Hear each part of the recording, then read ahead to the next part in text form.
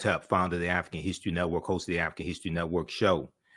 I'm a talk show host, researcher, lecturer, writer, and historian. I am here with one of my friends and one of our Grandmaster Scholar warriors, Tony Browder, historian and archaeologist.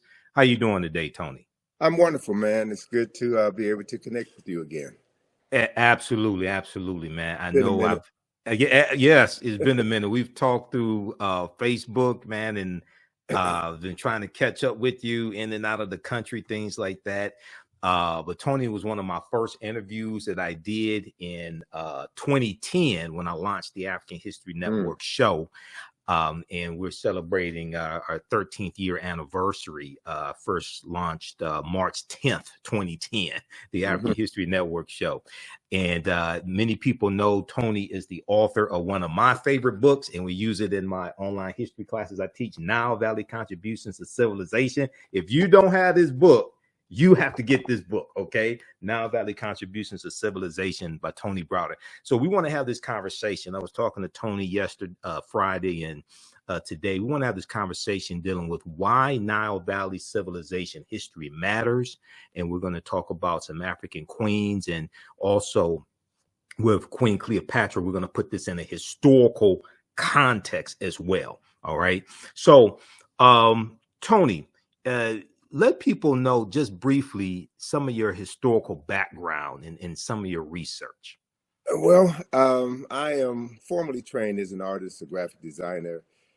My interest in history was piqued on February the 21st, 1977. That was probably before some of your listeners were born. That was when I met Ivan Van Sertima. Dr. Ivan Van Sertima was speaking at Georgetown Law School. He had just previously published That Came Before Columbus, the African Presence in America. And it was during that lecture that Van Sertima documented the pre-Columbian presence of Africans from the Nile Valley who had built ships, navigated the Nile River, Mediterranean Sea, and made numerous journeys to the Americas, principally in Mexico, where they brought their cargo of knowledge, astronomy, architecture, engineering, and agriculture, and influenced, helped to jumpstart civilization in the Americas, and that they were known to these ancient people as the Olmecs. And there were at least 20 large heads of these stone-carved heads of these Africans that were placed on ceremonial temples and mounds throughout Mexico. And what really blew my mind was when Van Sertima said that these Africans who had come to Mexico from the Nile Valley were from Egypt, and they were black. They were from Kush, and they were black. And this was the first time in my life I had ever heard anyone say this, because everything that I had read, everything that I had seen in television, everything that I had learned in every school that I had attended, even though they were predominantly black schools, taught just the reverse. So my mind was blown upon hearing Dr. Van Sertima's lecture, and that prompted me to begin to revisit everything that I had learned. And I discovered what I referred to as forbidden knowledge. Historical information, which has been intentionally withheld from certain populations in order to influence how they see themselves, how they see the world, and how they interact with others. So it was my interest in learning this forbidden history that prompted my travels to Egypt, that prompted my my writing, my interest in studying this information. And another major turning point in my life was in September of 1984, when Ivan Van Sertima, along with Charles Finch and Asa Hilliard, sponsored the Nile Valley Conference at Morehouse College. Right. And that 4-day event cemented to me the power of knowledge. And the interesting thing about this gathering was that it featured not just African scholars and African American scholars, but European scholars who also understood that the historical knowledge of the past had been fragmented and had been erroneously presented as historical truths. So beginning to become aware of the fact that whoever controls your knowledge of the past controls your conception of yourself in the present has really framed everything that I've done. So the work that I've done, the writings that I've done, the study tours that I've done are all designed to introduce people to historical information that it may not have been a part of their formal educational process, but information that is critical to their ability to determine who they are and how they can move into the world and through the world and better interact with others. Okay, excellent, excellent. Now, and just point a note because people are asking. So today is Sunday, April 23rd, 2023. We're live right now. So people are asking that. And you set the tone for this conversation, Tony, because I got to ask you a question about the Olmecs as well. Okay. Because you just mentioned the Olmecs, right? And I teach about this in my class. And in Dr. David Imhotep's book, The First Americans Were Africans, Documented Evidence, he talks about the Olmec, Mandinka, Egyptian or ancient Kemetic connection. Okay. I want to have you explain that in just a minute. And then also, okay, CS, thanks for your support. If you want to support the African History Network, visit our website, theafricanhistorynetwork.com, theafricanhistorynetwork.com. Also, you all can support us through Cash App, $ the AHN show through Cash App, and PayPal, paypal.me/the AHN show. And when you do it through YouTube, they take a third of it, just so people know, because they're trying to support through YouTube. Okay. Also, give your website, Tony, and let people know how they can support your work. And then I'm going to have you answer that question about the Olmecs. Sure. Well, our website for IKG is www.ikg-info.com, ikg-info.com. That organization turned 41 years old this past February. So we've been doing this for a minute. Yes. And it's a process that is near and dear to my heart because it's all about raising awareness and, as a consequence, raising consciousness. So with regards to the Olmec, I was blessed, brother, to have traveled to Mexico twice with Van Sertima. Mm-hmm. And to see these Olmec heads. And one of the most important parts of our two journeys together was that Van Sertima took the group to the home of Alexander von Wutenow. Yes. Von Wutenow was a former German diplomat who left the German diplomatic corps as Hitler rose in power and demanded that every diplomat swear their allegiance to the Nazi party. So he resigned rather than do that and settled in Mexico City and became a historian of note. Von Wutenow had the largest collection of Olmec figurines, terracotta Olmec figurines in the world. And he literally took us through his house, took us through his museum and showed us these pieces and explained who the Olmecs were. Now, what's significant to put this in historical context, okay, that we've got these heads, and Van Sertima was not the first scholar to write about the pre-Columbian African presence in America. Leo Weiner was one of the first scholars. Mm-hmm. And even Von Wutenow himself has written extensively on this subject matter. So he's showing us that the selection of the very clay that was used to depict these Olmecs was a dark brown clay. And they had access to various colors clay. So he very skillfully and intelligently showed us the difference between the Olmec people and the Toltec people or the Mayan people based on the type of clay that was used to represent these people. So color was an important aspect of his presentation. Another important aspect, man, is that the year, I'm blanking on the year, but okay. The year that we met him was the year that the Berlin Wall had failed. Okay. So Von Wutenow now had an opportunity to go back to Germany because his family were very wealthy and landowners. And so he had a prescribed period of time to go back to Germany and reclaim the land of his forefathers that was appropriated during the Nazi regime. So when we came back to Mexico the following year, we met with Von Wutenow again, and he told us some phenomenal stories about his trip back home to Germany, where he had not been for over 40 years. And his colleagues, some of his colleagues who were Egyptologists, and shared with us that they had evidence of additional Kushite kings, specifically of the 25th dynasty, who are not a part of the historical record, right? So right. To be able to be in the presence of people who have access to firsthand documentation and can see beyond the veil and add more depth and clarity to a history that has been marginalized was significant to me, was critically important to me.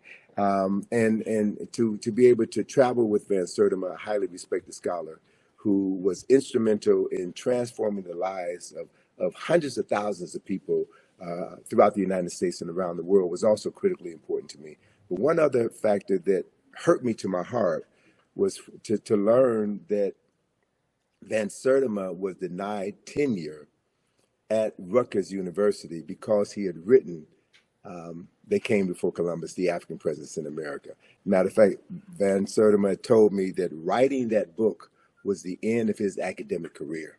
And what that says, Wow. what it speaks to, is that there are organizations, institutions, and very powerful people at play who want to make sure that certain information never becomes a part of school curricula. Certain information is intentionally withheld because it will affect the consciousness of tens of thousands and maybe even millions of people around the world. So this is no joke. This is no game. This is something that I take very seriously. Yes, and you do. One of the things that Van Sertima taught me that I hold on to is that one should never say anything in public that you can't validate with at least 4 sources. So it's not about just popping off. Yes. Just because the mouth poppers. The mouth poppers. No, it's about being serious, and it's about understanding that this is not a sprint. This is a marathon. And that we have to be able to transform the consciousness of tens of millions of people who have been denied the right to read, to write, to reason, and to articulate what they know. Right. So it's about participating in an ancestral tradition that we are bound to be heartfully engaged in for the benefit of all the people who never had the opportunity to do what we're doing right now. So I take this very seriously, and I don't believe in getting caught in the fray. I'm looking at the long game. This is a marathon, not a sprint. And it's about shaping the world that our children's children are going to inhabit. I also want to share with you, if you don't mind, man. Go ahead. We talked briefly about this concept of agnatology. Yes. Agnatology. And there's a book by that name that was published several years ago.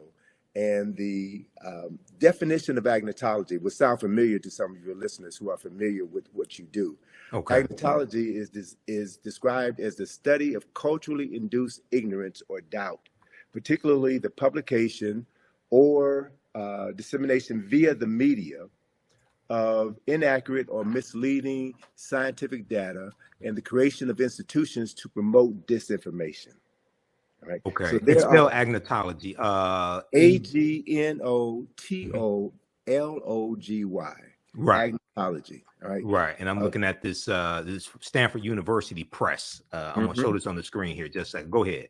Okay. And so for those of us who have been studying this form of brainwashing, if you will, or propaganda, if you will, we should be aware of the book that was written by Dr. Carter G. Woodson in 1933 called The Miseducation of the Negro. Right. So agnatology is another word for miseducation. It is the intentional marketing of ignorance in order to move people in a specific direction. And so the media, based on my experience and my background in the media, marketing, advertising, and design, I know very clearly that the media, i.e. social media, is the most powerful form of mental manipulation ever created in the history of the world. And so we have heard about,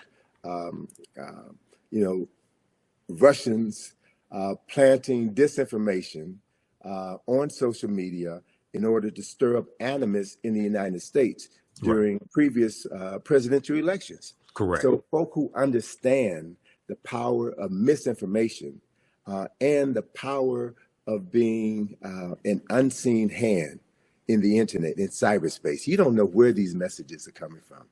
People have a tendency to be, a large segment of the population is addicted to this information. They're addicted to information that excites them and moves them to emote as opposed to moving them to think and process what they're doing.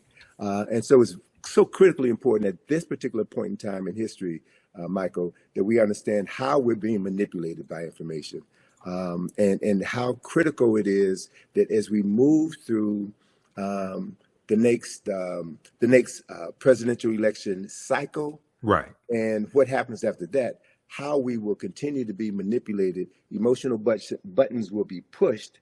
And as they're pushed, people will think less. They'll talk more and think less, and engage in activities that will be detrimental to the well-being of society as a whole.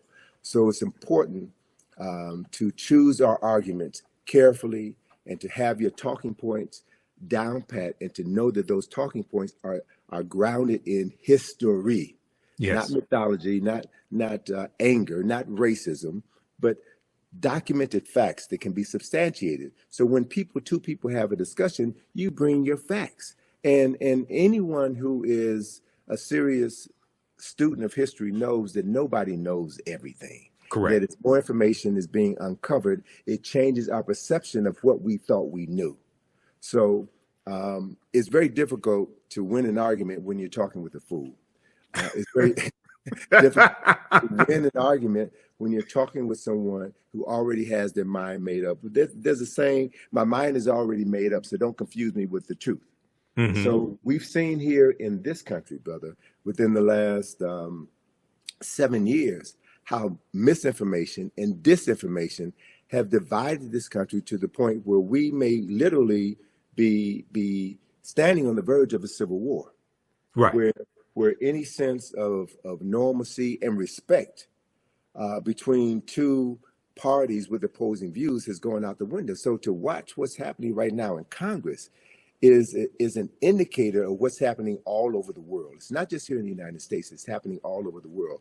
So it's like we're in a fight for the soul, not just of America, as certain politicians say. We're fighting for the soul of our consciousness. We're fighting for the soul of Africa. And I think if you're going to be engaged in that fight, you have to prepare yourself adequately. There is a statement that was made by, I think it was the U.S. Army, in an ad that they did a couple of decades ago. They said that the first battle in any war takes place in the mind. Mm-hmm. And the first casualty of any war is always the truth, right? It's always the truth. So we have to be very clear about what we're talking about so that we can deal with the truth that stands on solid ground, and not a truth that liars speak in order to muddy the waters and to move people into a space where they won't be able to distinguish the truth from a half-truth, from an all-out lie. So these are the issues that I think that are so critically important for your listeners to understand. And it's also the reason why I just finished a two-part webinar on why Nile Valley civilization matters. Okay. There's certain core information that has to be understood if you're going to engage anyone in any discussion about African history or Nile Valley history. And we've never been given the basic knowledge. So there are many people, unfortunately, who have a very pronounced presence on the web, who read one book and all of a sudden become an expert on something that they know very little about. Correct. And so dealing with these issues, dealing with the larger issue is important. And that's also one of the reasons why we find here in the United States, there is an ongoing effort on the part of certain parties to suppress the teaching of African history, to suppress the teaching of American slavery. So, what's happening in Florida or Virginia or Texas is nothing but an effort on the part of a certain population to control the historical narrative and to perpetuate a point of view which disassociates them from decades of violence and murder and crimes against humanity. So I understand that. I understand why they're doing what they're doing, because of what they have to protect. So my response to that is not to get angry for our former oppressors for saying that they're not going to continue to miseducate us. We have a responsibility and an obligation to educate ourselves. And that's what the Black consciousness movement was about in the 1960s, which led to the Black Studies movement, which has opened the door for us to have this level of conversation today. And there has always been pushback. There's always been pushback. And so we have to learn from the lessons of the past. learn how our scholars, our heroes and our sheroes were able to work around these obstacles that were placed in their path in order for them to continue to get the message out and raise multiple generations of people who now have a clearer understanding of what history is and why history is so critically important. Absolutely. And, you talked about dealing with facts. And I have a saying, those that have been following me on the African History Network show, if we disagree, let's disagree based upon the facts and the evidence, not the fact that you don't want to deal with the evidence. Okay. Mm-hmm. Number one. Number two, you talk about marketing. So many people know my degree is in business administration with a major in marketing from Wayne State University. The foundation of marketing is psychology. So this is why a lot of this information I understand better than many people because of my training and having a background in sales and marketing, etc. You mentioned the Olmecs a few minutes ago. I want to hit on this and have you expound on it, and then talk some more about Nile Valley civilization and why this history is so important. So many people are familiar with Dr. David Imhotep, who wrote the book, The First Americans Were Africans, Documented Evidence. He's a friend of mine. I've interviewed him probably 13, 14 times here on the African History Network show. And on page, I'm going to pull up this citation here because we discussed this in my classes also. What page is that in this book? He deals with the Olmec. He talks about the Olmec connection and what you just hit on. I want you to expound on this, because when we start talking about the African presence dealing with the Olmecs, we get a lot of pushback or people saying, "Oh, you're lying," things of this nature. Okay, so he deals with let's pull this up here. Mandinka Egyptian Olmec connection. Mandinka Egyptian Olmec connection. And I'm going to try to flip over to this slide here. Just bear with me for a second. I got to close out one of these presentations. All right. Let's look at this here. So he says, let's see here. Let's go to current slide. A major ethnic group.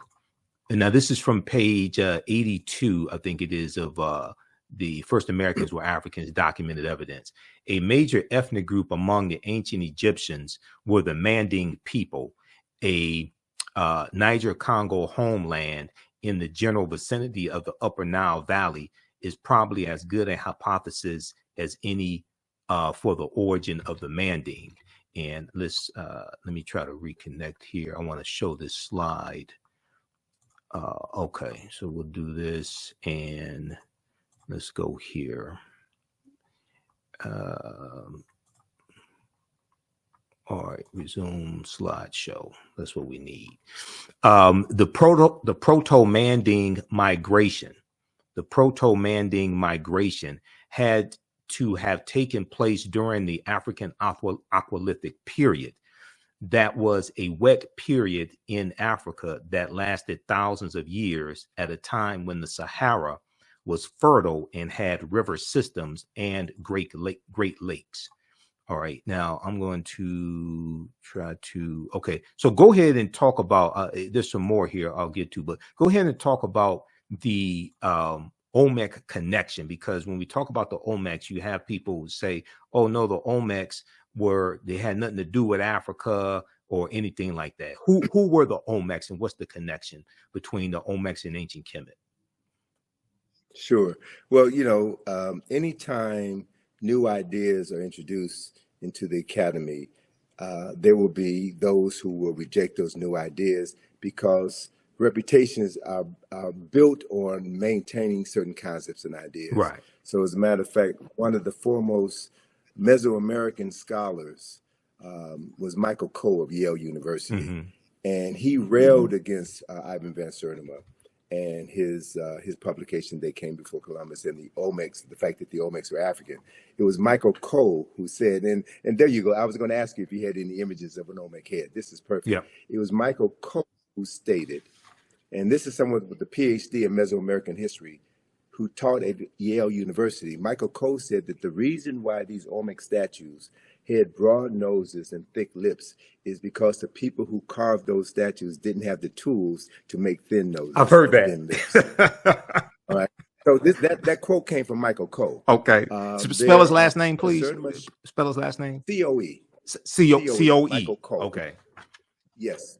And Van Sertima, in describing this particular Olmec head, and this is at Villahermosa. I think it's at Villahermosa. No. Oh God, it'll come back to me. Okay. But this particular museum is an incredible museum, man. They have one of the largest collection of Olmec heads, and the Mexican architect who designed this museum, I think it is Villahermosa.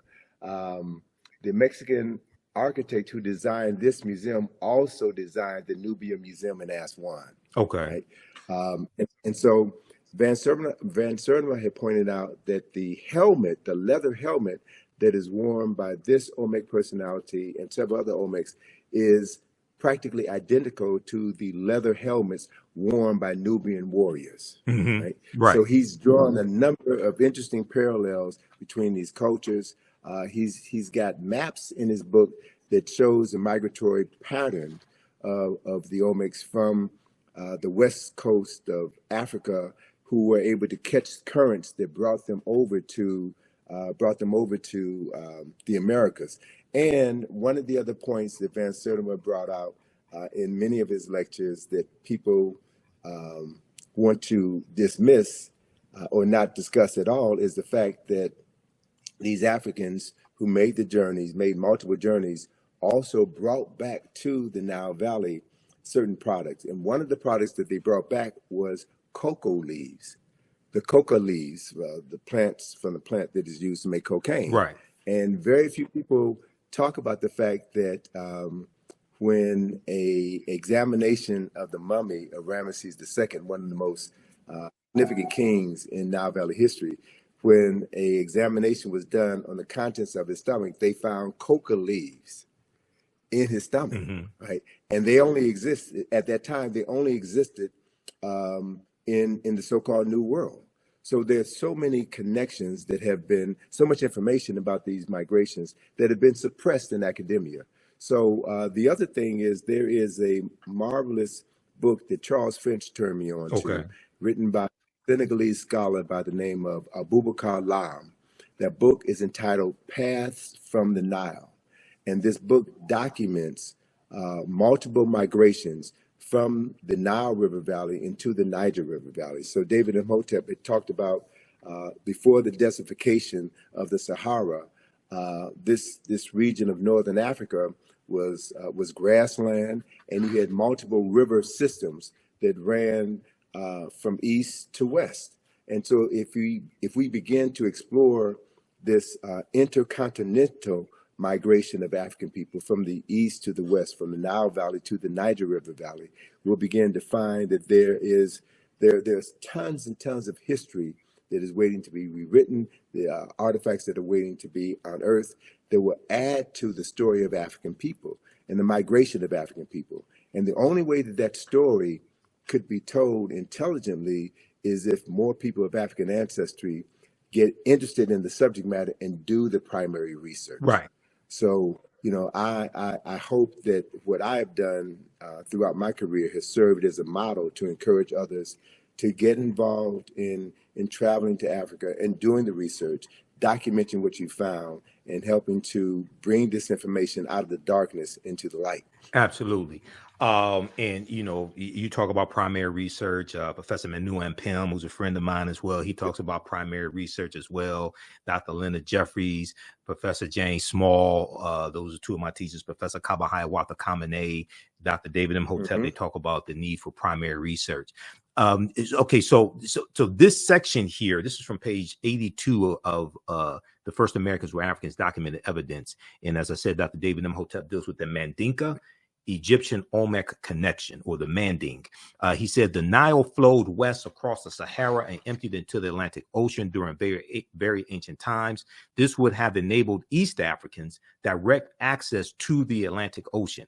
The longer route would be to sail to the Nile River north to the Mediterranean Sea and then head west to the Atlantic Ocean. When the Manding reached Central America and began mixing with the local population, they were labeled Olmecs. Okay, when the Manding or Mandinka reached Central America and began mixing with the local population, they were labeled Olmecs. The Olmecs were supposedly a mixture of the Manding or Mandinka and American Indians, or people who we would term, Native Americans, or however you want to phrase that. Do not forget that the Manding made up the base of the Olmecs. So the Egyptians, or the ancient Kemetic people, the Kemet II, the ancient Kemites, the Manding and the base of the Olmecs are related to each other. So just briefly talk about that, because there's so much, there's so many attempts when we talk about the Olmecs, and we're not saying that the Olmecs did not have any Native American ancestry or anything like this. We're not trying to take away somebody else's history. We're trying to correct history. Well, so a couple of things I want to add to that. One clarification I want to make is that the Nile Valley flows from south to north, but within the lower Nile Valley, you had other river systems that flowed from east to west. So I just want to clarify one thing. So it wasn't the Nile Valley that flowed from east to west. It flows from south to north. The tributaries that flowed off of the Nile, or fed into the Nile. So what that implies, a couple of things. Those of us who have studied Nile Valley civilization, the Nile River is the longest river in the world, 4,120 miles approximately. It begins in the highlands to the south. There are two primary sources for the Nile River: Lake Nyanza in Uganda, now known as Lake Victoria, because when Europeans discover Africans, they rename things that Africans had. But that's the source of the White Nile. And then you have the Blue Nile, which comes out of Lake Tana. The Blue Nile is the primary source for 90% of the water that flows from Khartoum north into the Mediterranean Sea through Kush and through Kemet. By the time the waters from the White Nile reach Khartoum, where the two rivers join together, 90% of the water from the White Nile has evaporated.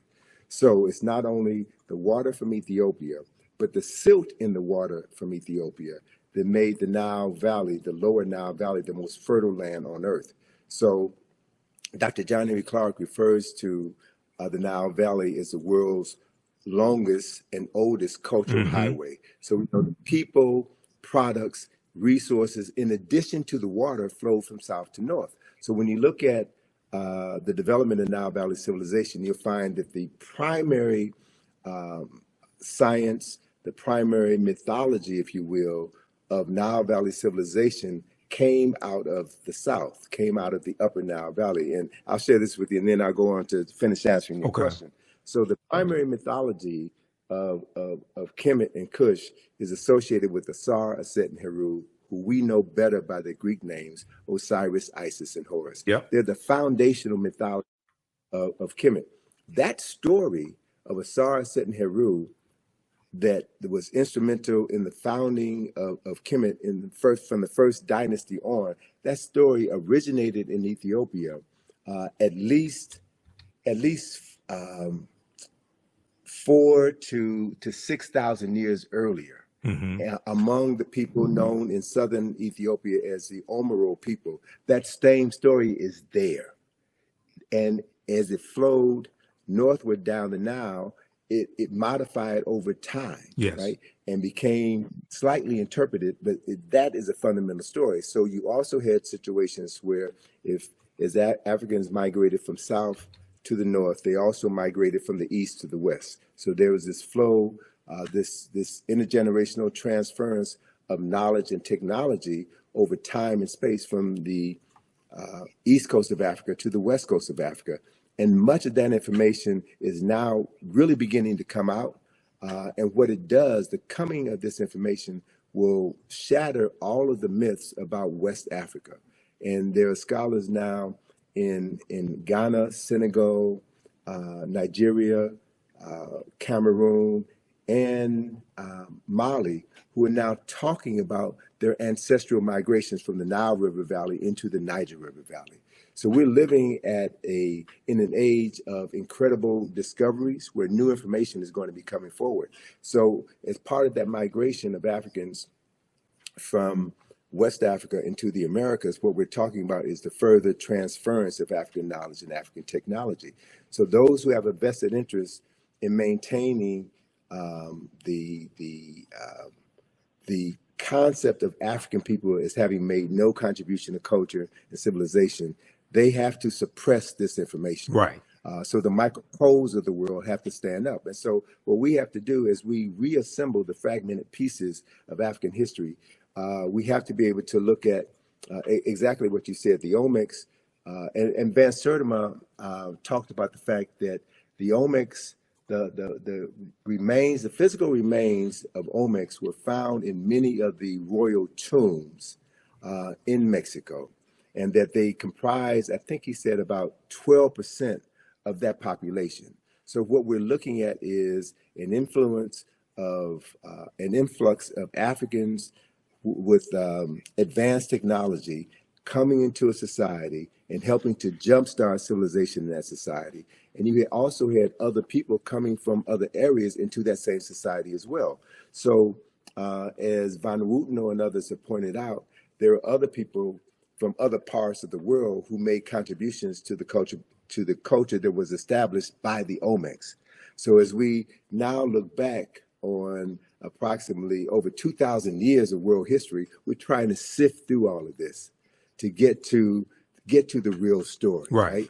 And so the main point is we don't have to say that Africans invented everything in America, that Africans were the indigenous population in America. We don't have all of the evidence at this point in time to stand firmly on the truth to say that, but we can say beyond a shadow of a doubt, based on the archaeological and historical information that we already have at our fingertips, that Africans from the Nile Valley played a pivotal role in helping to jumpstart culture and civilization in the Americas 2,500 years before Christopher Columbus was born. That's a fact. Mm-hmm. And so again, I'm not about just talking smack just to be talking smack. We talk facts. We talk facts based on the documented evidence that we have, and we also understand that not everybody is willing to accept the truth. Right. And so we teach the truth. We teach what we know to those who are ready to receive it. And we have to assume responsibility for doing that and not leave it to our former oppressor to teach our children, our most precious resource, teach our children information that would transform their consciousness. And with that transformation of consciousness, with them seeing themselves as people with a long documented history, as people with lives that matter, they will do what every culturally conscious person does, and that is tap into their ancestral memory. Right.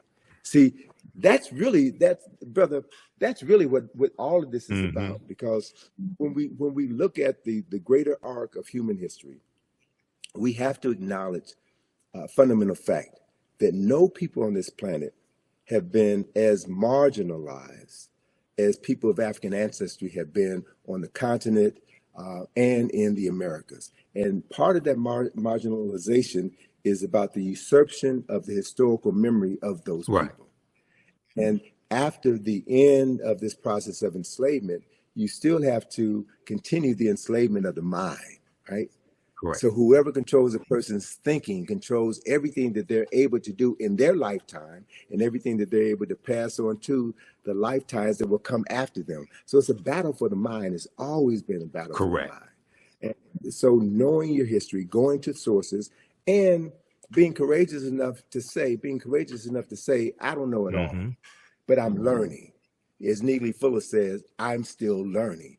And as we learn, we get more information, and that information buttresses what we already know, or it provides a new kernel of truth that allows us to explore another field of study that expands what we thought we knew. Right. So this is the journey, and this to me is what this process is all about, man. And it's exciting. Yes. It's exciting to be engaged in this process. And it's also important to know that the closer you get to the truth, the more your enemies will try to suppress you. Yes. Right? That's when you know. That's when you know you're going in the right direction. So we can't allow ourselves. And I'm glad you put Dr. Jeffries up there again, because just 2 weeks ago, the powers that be came after his nephew, Hakeem Jeffries. Representative Hakeem That's Jeffries. not an accident. That's not an accident that is happening now. And they're bringing up issues that came to the fore in, what was that, 2001. 2001. Issues from 20 years ago, they're bringing it up. Why? Because Hakeem Jeffries represents this phenomenon that I'm truly beginning to embrace and wrap my mind around. And that is the major reason why people of African ancestry are still here.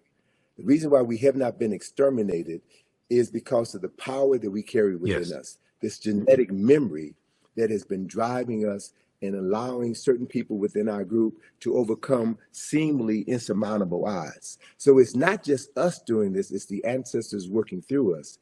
And it's the acknowledgement of the ancestors, which has always been our greatest power, our greatest resource. So whatever others can do to make you feel that to be African is to be ignorant, to be African is to be shameful. Deny your African ancestry means that you deny your ancestors, which means you cut yourself off from your only salvation, right? So there, and unfortunately, brother, there are many of us, many of our people who deny that they're African, who deny that African people have ever done anything of any significance, who have bought into the narrative, bought into the lie. Those people will be marginalized by their unwillingness to embrace a larger historical truth, and that's on them. Right. Not everybody is going to get it. Not everybody is capable of understanding what is at play. And that are those people who have always been in opposition to the restoration of the African mind, the restoration of African consciousness, will always fund those people who will undermine this effort. That has always been the case. That's part of what COINTELPRO is counterintelligence program, yes.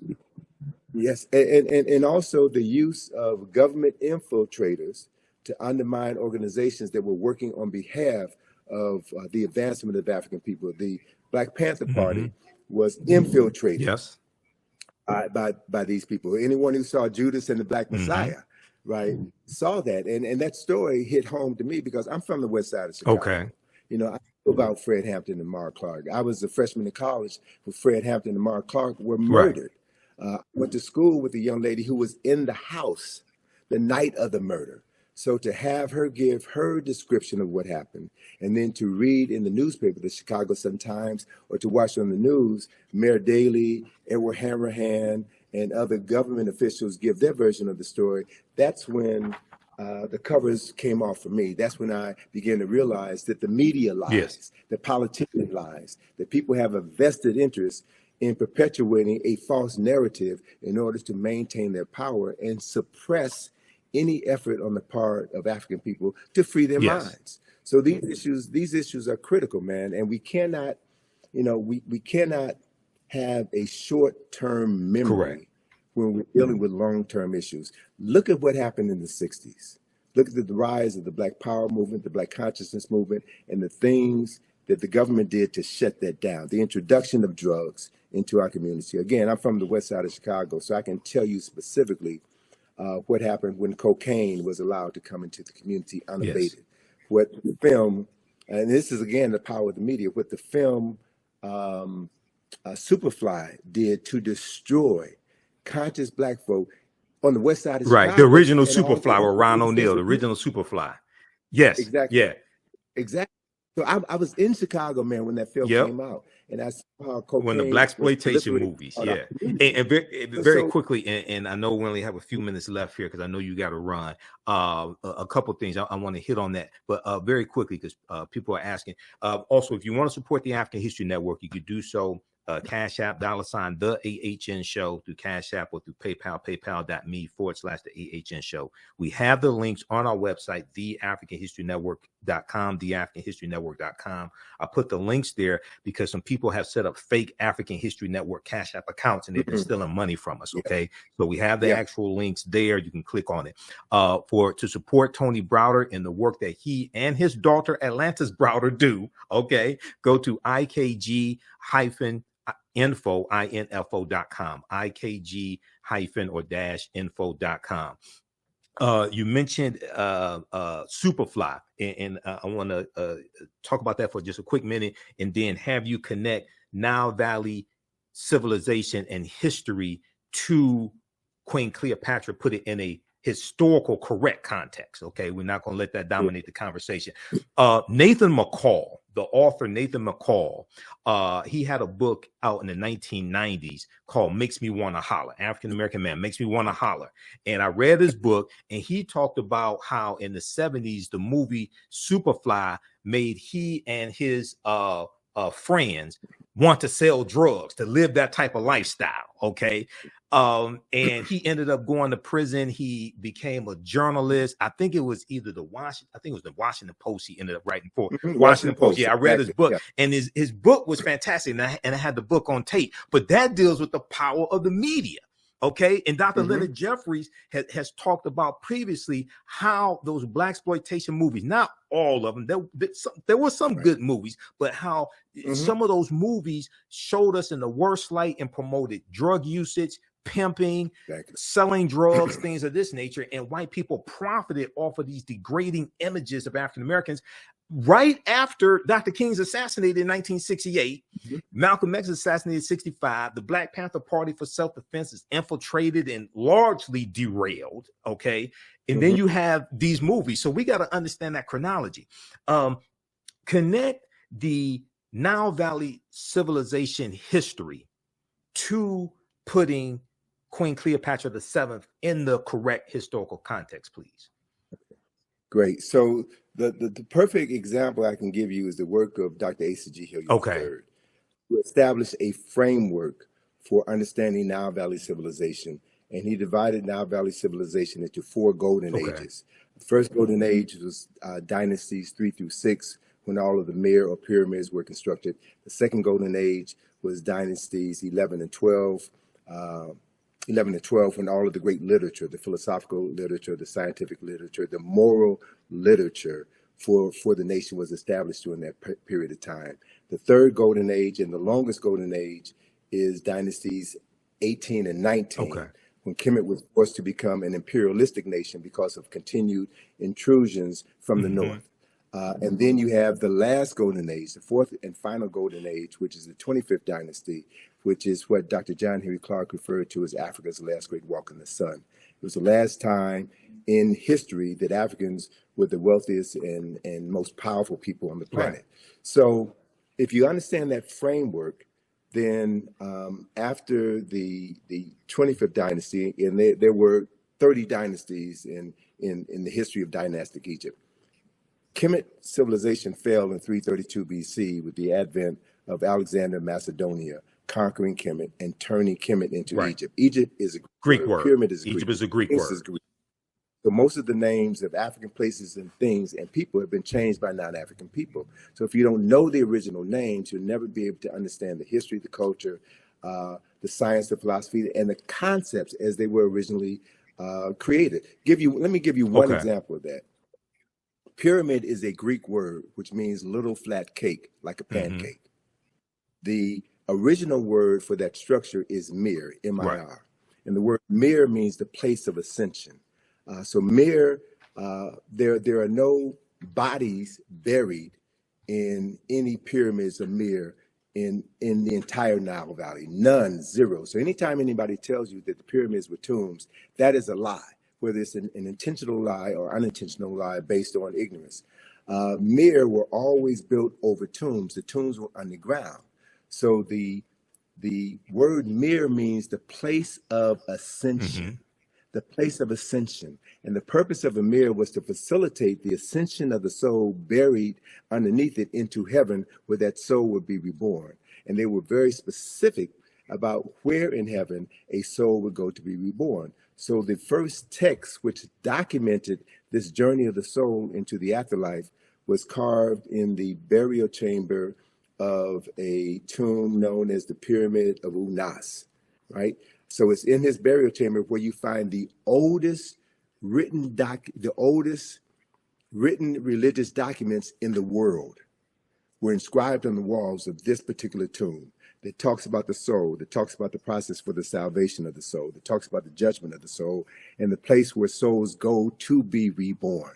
So the framework for Western religions can be found in the Nile Valley. So it's important to reclaim the names. It's important to understand chronology and history. So in that context, Alexander of Macedonia conquered Kemet in 332 BC, and the word Egypt derived from the name Ha-Ka-Ptah, which is the temple of the spirit of Ptah in the city of Mennefer, which was later renamed Memphis by the Greeks. And so that word Ha-Ka-Ptah became Aegyptus, which was Latinized and became Egypt. Yes. That's how that word devolved. Not evolved, it devolved because it lost its essence through the evolution of the word. And so once Alexander conquered Kemet, and he became so enamored by the 3,000 years of historical knowledge that he had inherited by virtue of conquest. And so he no longer referred to himself as Alexander, son of Philip of Macedonia. He called himself Alexander, son of Ammon, son of Amen, the unseen presence of God Almighty, which is a upper Nile Valley concept, right? And so the Greek rulers then descended from Alexander's line, and Cleopatra is the last of these Greek rulers. So Cleopatra, for all intents and purposes, Cleopatra was not African. She was not Kemetic in the literal sense of the word. And so my thing is, don't get caught up in Cleopatra. There are other personalities of more historical and cultural significance who we should be focusing our attention on. So I would bypass Cleopatra discussion and focus on Queen T, who was one of the baddest queens in human history. She was one of the most powerful rulers on earth. She was the wife of Amenhotep III, and their statue in the Egyptian Museum in Cairo is the largest statue in that building. And anyone who looks upon that statue could see the nationality or the race, if you will, of who these two African people were. And it's very clear that we understand the chronology. Queen T was the wife of Amenhotep III. The son was Amenhotep IV, who changed his name to Akhenaten. And Akhenaten's son was the person that we call King Tut. So if you understand the history, understand the chronology, you can focus your attention on subject matters that are more worthy of discussion than Cleopatra. Not to dismiss her summarily, but Cleopatra is about as significant as Meghan Markle. I'm just saying. Right. Context is everything. Context is everything. So look at, and there, thank you for that image of Queen T. Now, that's a very small image of Queen T. And what I would also suggest those of your listeners who live in New York, go to the Metropolitan Museum, the Met Museum, and you'll see an image of Queen T in the Met Museum. But that image of Queen T has half of her face destroyed. And there was an article that was written in the 1970s that was an attack against African-centered scholars. And Asa Hilliard brought this knowledge to our attention. The people from the New York Times had interviewed him as part of this same debate that folk are having right now about Cleopatra and African history. And Asa Hilliard showed this image of Queen T. And this image of Queen T, I love it so much because it reminds me so much of my dear friend, Dr. Francis Chris Wilson, with the afro, the stern look, and a woman who was clearly in control of herself and her destiny. So Asa referenced that face of Queen T in the Metropolitan Museum with half the face knocked off. So they had an opportunity, the New York Times had an opportunity to tell the truth, but they chose not to. And so these are the games that we're playing with, and we have to, be very careful about who we get our information from. We should read everything, but read everything with a critical eye so that you can discern when someone is being deceptive. You can discern when you're being immersed into aspects of the truth so that you can ground yourself on the truth and not be led astray by arguments or false narratives that is designed to neutralize your strength, your power, and to waste time. Yes. You know, we really don't have any time to waste. Yeah, absolutely. And speaking of time, I know you have to run, so I want you to let people know about. You told me Egypt on the Potomac tour is going to start back up. Give people the website, and then family watching. As soon as we finish with Tony, I'll let you know about my online history classes I teach on Saturdays and Sundays, because we have a class today at 3 p.m. Eastern Standard Time. Go ahead, Tony. So through our company, IKG, we have been presenting this information for over 40 years. We've done numerous publications. We have numerous activities. One of our most significant activities is our Egypt on the Potomac field trip, which is something that I created in 1986. So Egypt on the Potomac is designed to show people the Egyptian presence, the Kemetic presence in Washington, D.C. Right. And I've done research. We've been doing this for well over 30 years, and no one has ever challenged me based on the information that we put forward to show that America's founding fathers chose examples from the Nile Valley, from Kush and Kemet, in order to establish the foundation for what has become the capital of the wealthiest, most powerful nation in human history. So that activity has been curtailed for the past 3 years because of COVID. But beginning on May the 6th, we will have our regular 3-hour bus field trip of Washington, D.C., where we will take you through various locations throughout the city, and explain the architectural, the symbolic, and the mythological elements of Nile Valley civilization, which have literally been hidden in plain sight. We connect the dots, and we empower people with the ability to see their history and use that history to transform their consciousness. So anyone can go to our website, ikg-info.com. We also have another project that we're going to be unveiling at the Thurgood Marshall Center, where we're based in D.C. It's the John Henry Clark Enhanced History Project. This project, we have 400 square feet of wall space where we're going to be using information inspired by the work of John Henry Clark to tell the story of people who have been written out of the respectable commentary of human history. And this project is my response to certain historical shortcomings in the National Museum of African American History and Culture, which is a phenomenal structure. The only issue that I have with it is that it begins our history in the basement, and it begins our history with slavery. Right.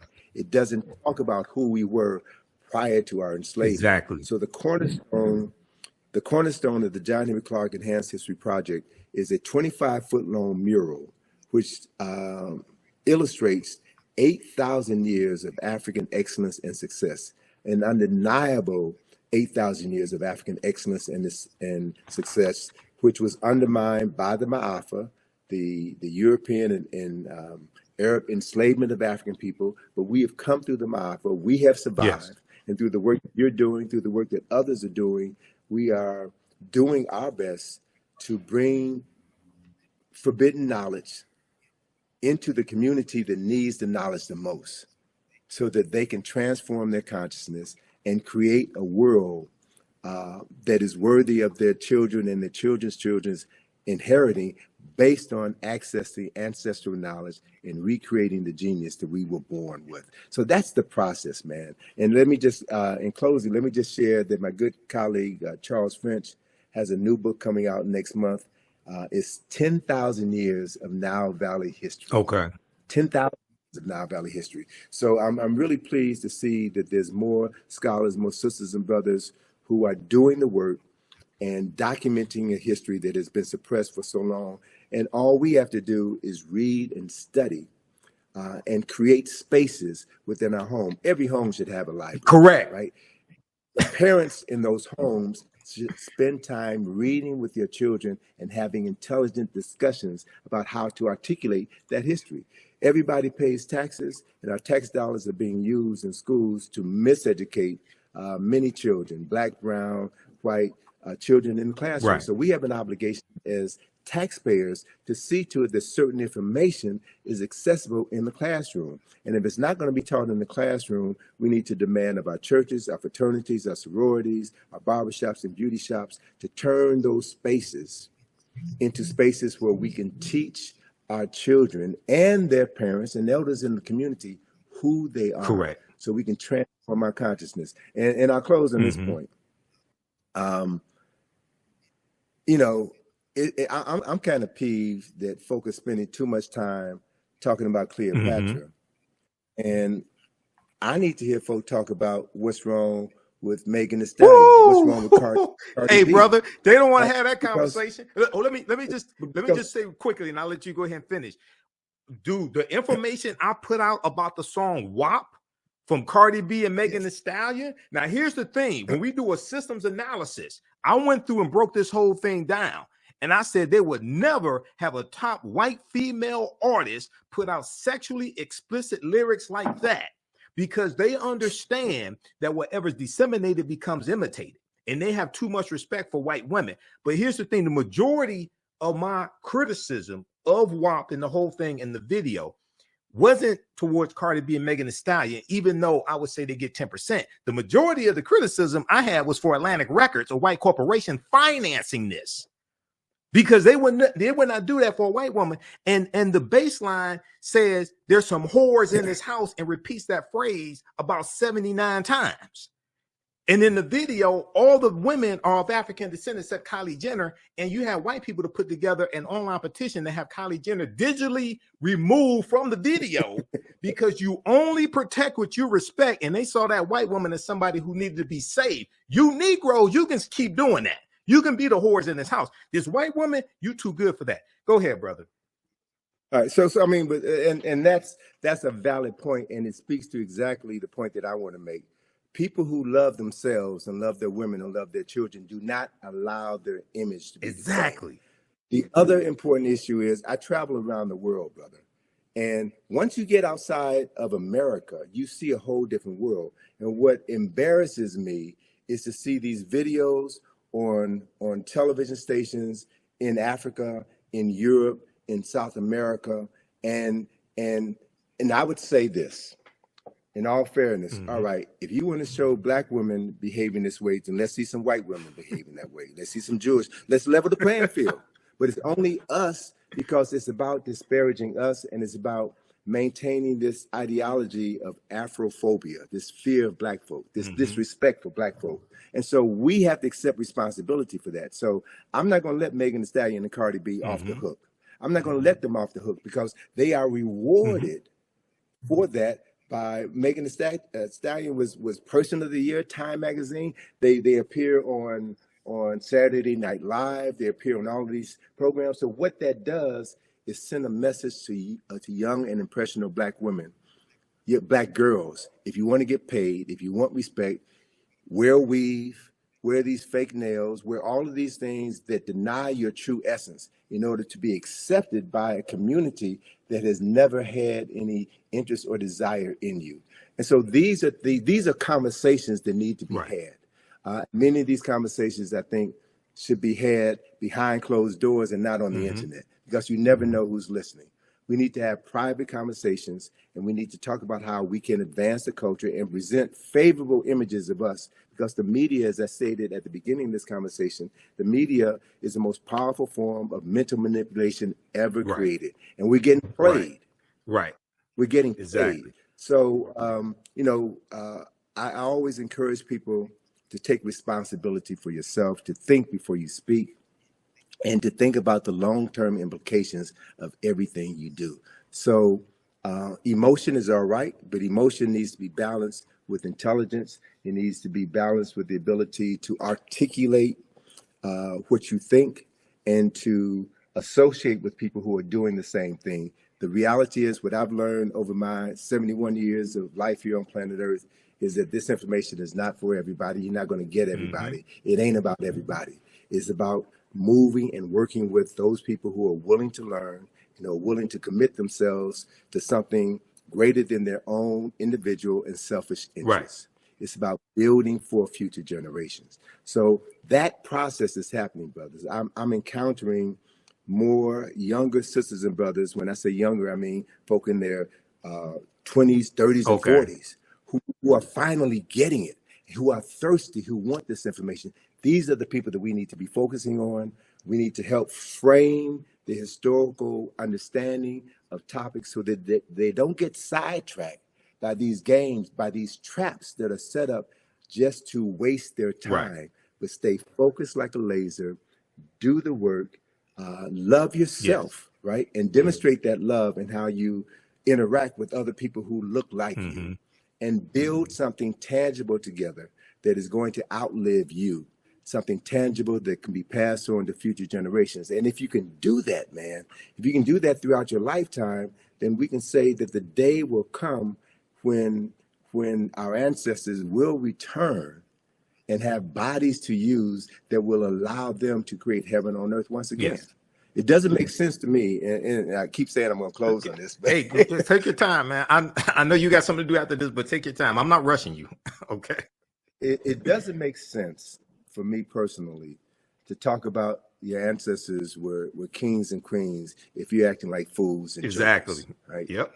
And the other reality is that less than 0.1% of any nation's rulers were kings and queens. The vast majority of people were ministers and prime ministers, were scholars, were researchers, were scientists, were astronomers, were physicians, were healers, were masons, were architects and engineers. They are the people who made the nation. The king or queen was just a figurehead. So I want to redirect the conversation.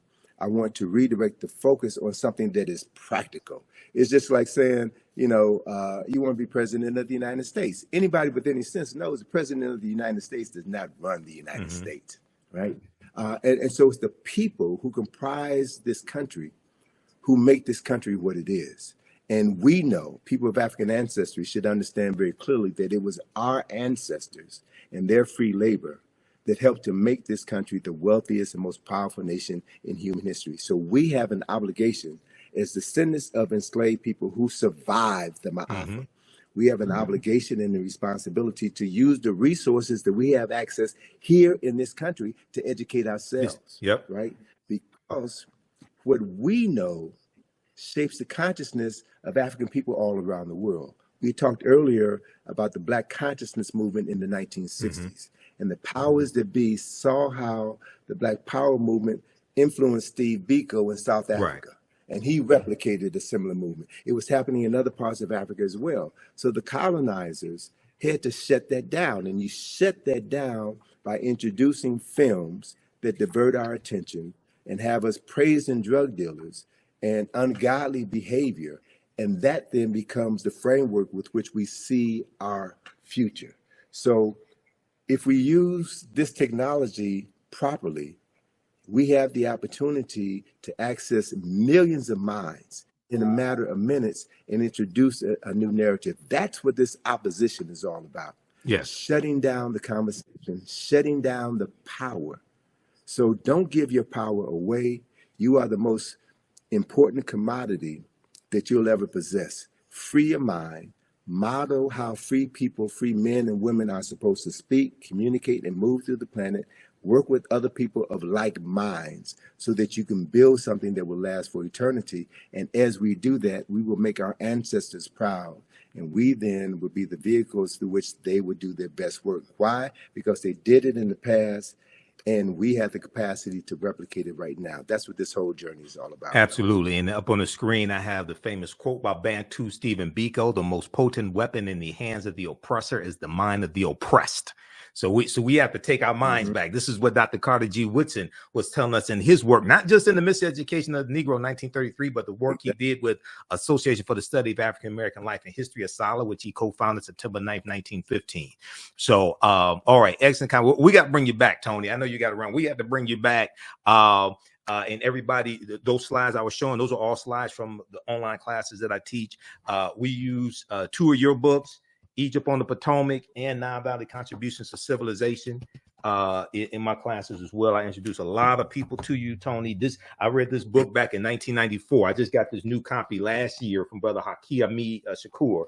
But my original copies from 1994, the pages were falling out. I had to get a new copy, man. But that book I read from the Browder file first.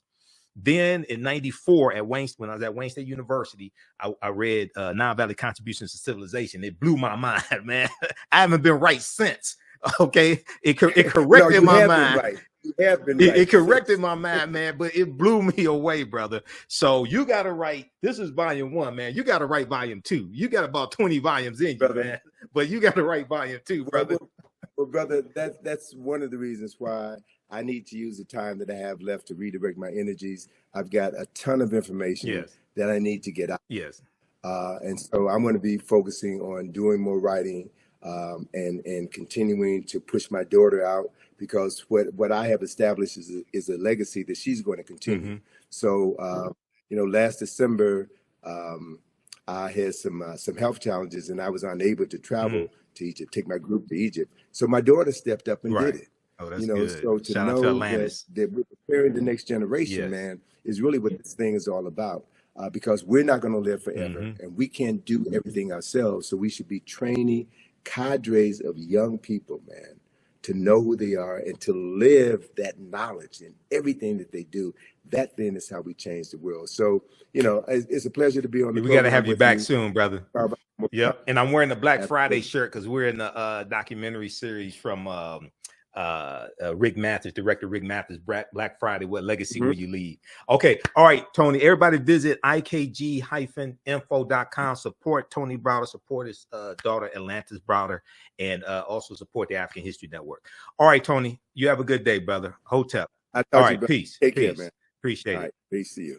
All right, everybody. So that was one of our esteemed scholars, one of my friends for years, Tony Browder. He was one of my first interviews that I did in 2010 when I launched the African History Network show.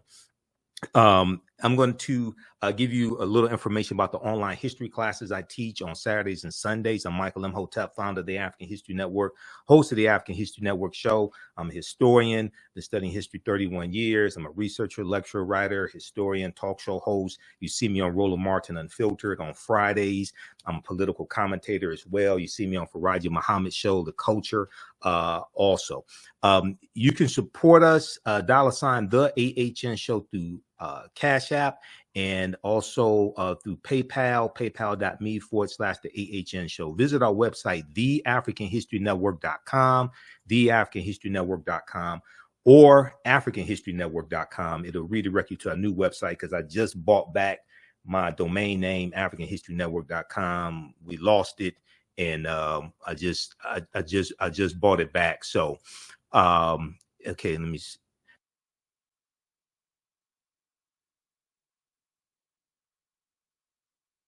Okay, I just bought back that domain name. When you go down the website, it has information about our radio show. I'm on 9:10 a.m. the Superstation WFDF Sundays, 9 p.m. to 11 p.m. Eastern Standard Time. We have our social media handles here. We'll be on live tonight, 9 p.m. to 11 p.m. Eastern Standard Time. We broadcast on Facebook and YouTube also. The African History Network on Facebook, Michael Imhotep on YouTube. We have our PayPal, Cash App information here, $, the AHN show through Cash App, and through PayPal, paypal.me/the AHN show. And you click right here, it takes you to our QR code for PayPal. We have this graphic here. This shows the actual Cash App tag, $, the AHN show, SHOW. When you go to it, it says Michael. It may show my picture. There are about 5 fake African History Network Cash App accounts I've identified. I opened up an investigation with Cash App last year. I'm still trying to get them shut down. So these other ones like $, the AHN SHO, or $, the AHNS. These are all fake African History Network Cash App accounts. They've been stealing money from us. So I teach 2 online history classes, Saturdays, 2 p.m. to 4 p.m. Eastern Standard Time, Ancient Kemet, the Moors, and the Ma'afa. Understand the transatlantic slave trade, what they didn't teach you in school. The slides I was showing you, those are all slides from the online classes I teach. We do the sessions live. All the sessions are archived and recorded. You can go back and watch them anytime. A year from now, 2 years from now, you can go back and watch the entire course. We deal with thousands of years of history and what leads up to the transatlantic slave trade taking place. When we deal with the transatlantic slave trade, we can't start our history in slavery. We have to deal with thousands of years of history that leads up to it taking place. So if you missed our class Saturday, April 22nd, as soon as you register, you can go back and watch it. Class is on sale $60, regularly $130. This helps support the research, helps support the African History Network, helps us broadcast the show. You can click right here. We have a video that gives an overview of the classes. We have a bundle pack. You can register for both classes that I teach right now. Limited time only, $100. It's a $300 value. You'll get 5 of my lectures in digital format free. Also, they'll be in a video library. The second class I teach on Sundays, and we're teaching the class today, is going to be 3 p.m. Eastern Standard Time. Black resistance movements from the Haitian Revolution, U.S. Civil War, Civil Rights Movement, and Black Power Movement, 1800 to 1968. And we go through a look at history chronologically from 1800 to 1968, what leads up to the Civil War taking place. We look at the Reconstruction era, 1865, 1877, Jim Crow era, Great Migration, World War I, World War II, Civil Rights Movement, Black Power Movement, to understand what happened to us after slavery ended, what were the laws and policies put in place to put us in the predicament we're in today, to understand where we need to go from here. Okay, so this class picks up basically where the first one leaves off. Okay, it's a crucial class. I put together the curriculum for both of these courses. Been studying history 31 years. We deal with this about in both of these classes. There's about 80 or so articles that we reference, books that we reference. There's a ton of information. Okay, so we're teaching the class today, 3 p.m. Eastern Standard Time. Black resistance movements from the Haitian Revolution, U.S. Civil War, Civil Rights Movement, and Black Power Movement. Okay, so you can register for those classes. And very quickly here, I'll show you just a brief introduction to understanding the transatlantic slave trade, what they didn't teach you in school. And that I've been teaching this class on and off since 2017. Okay. We use 2 of Tony's books in the class. We use 2 books from Runoko Rashidi as well. And there's in yesterday's class, there was a interview that I did with Runoko back in 2014. And we talked about Chevalier, Joseph Ballone, who the movie Chevalier is about. All right. So I'm about to re-release that interview to let people hear that information also. Okay, let me show you this here quickly. And we dealt with this. We just had our class on Saturday, fantastic class, Ancient Kemet, the Moors, and the Ma'afa, Understanding the Transatlantic Slave Trade. I'll post the link here. Mississippi River. Now, you know, somebody asked about the Mississippi River. You know, Memphis, Tennessee is named after Memphis in Egypt. Okay, we talk about this in the class. Memphis, Tennessee is named after Memphis in Egypt, and one of the founders of Memphis, Tennessee was General Andrew Jackson, who then became President Andrew Jackson. And Memphis, Tennessee sits at the mouth of the Delta, the Mississippi River, and the Mississippi River was looked at to be the Nile River of America. The Mississippi River is looked at as the American Nile. Civilizations are built along long rivers. Civilizations were built upon along the Nile River. This is something that Dr. John Henrik Clarke talked about as well. Okay, now, so there's a relationship between Memphis, Tennessee, and Memphis in Egypt. Now, we can't start studying our history in slavery, even when we deal with the transatlantic slave trade. We can't start in 1619. I know the 1619 project is out. There's some good information in there. There's some problems with the 1619 project as well. I wouldn't say ban it or anything like that. But African people been in the land we call the United States of America going back at least 51,700 years ago. So we can't start in 1619 or the 1440s when the Portuguese get involved, 1441 with Anton Gonzalez going into Mauritania, taking out about 12 Africans, taking them back to Portugal. We have to understand the history chronologically and deal with the 800-year occupation of Europe by the Africans known as the Moors, who entered the Iberian Peninsula, today known as Spain and Portugal, from North Africa in 711 AD, led by Tariq ibn Ziyad. So in yesterday's class, we talked about the Moors going in, fighting against the Vandals and the Visigoths, and some of the things that the Moors introduced into Europe. And it's going to be the teachings that the Moors take into Europe that bring Europe out of the Dark Ages. So when you register for Ancient Kemet, the Moors, and the Ma'afa, understanding the transatlantic slave trade, what they didn't teach you in school, you can watch yesterday's class. So this course not only deals with the transatlantic slave trade, but thousands of years of history that leads up to the transatlantic slave trade taking place. August 2016-19 marked the 400th year anniversary of those 28-odd Africans or 28-odd Negroes coming into Point Comfort on the White Lion pirate ship. It was a pirate ship. It was an English pirate ship on August 2016-19 in what would later be called the colony of Virginia. This year was known as the Year of Return, as many African Americans were and continue to reconnect to Africa and are traveling to Ghana and other West African countries. When we discuss the transatlantic slave trade, we have to first understand that African people are the original people of North, Central, and South America and have been in the land we call the United States of America at least 51,700 years. So as we talked about with Tony, Dr. David Imhotep, the first Americans were Africans, documented evidence, his book. His second book came out in October of 2021, The First Americans Were Africans, revised and expanded. On page 14 of his book, he deals with evidence found in Allendale County in South Carolina by Dr. Albert Goodyear, who's an archaeologist at the University of South Carolina. This was a discovery made in 2004, and they found 13 different types of evidence to thoroughly document an African presence in the land we call the United States of America, going back at least 51,700 years ago. They found artifacts, architecture, campsites, carvings, Egyptian writings, footprints in lava, genetic M174D haploid groups dealing with DNA and genetics, linguistics, paintings, skulls, skeletons, structures, and tools. They found 13 different types of evidence. This is why we can't start our history in slavery.